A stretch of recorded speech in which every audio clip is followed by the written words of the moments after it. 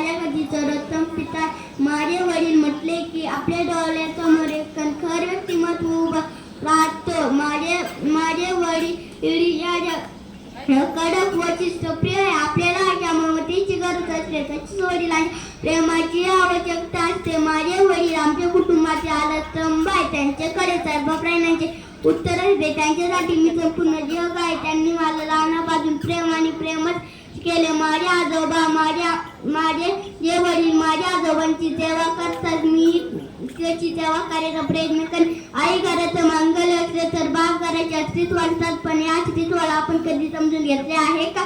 आईचा वरतून जे पाठ असतात तर वडिलांकडे संयमाचे घाट असतात. आई रडून मोकली होते पण सासवण मात्र वडिलांनाच करावे लागते.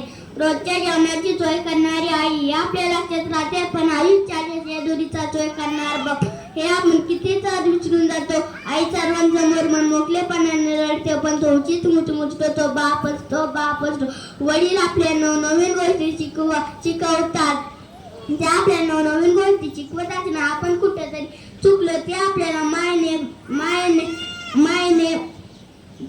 मायेने समजावून सांगतात. वेळ प्रसंगी फटका मात्र असे समजायचे की त्या फटक्यामागे त्यांचे प्रेमच लपलेले आहे. आई घराला प्रकाश देणारी वात असते तर त्याला सतत ठेवणारा दिवा म्हणजे बाप असतो. आईप्रमाणे वडील देखील सर्वांना सावली देतात. घरातील तिसरं प्रिय व्यक्ती म्हणून वडिलांचे नाव अगोदर येते. दिवाळीच्या दिवसात मायेची मुखली हातात हात देऊन फटाके फोडायला शिकवले. ते बी माझ्या बाबांनी माझ्या आनंदात आनंद मानला. ते माझे बाबा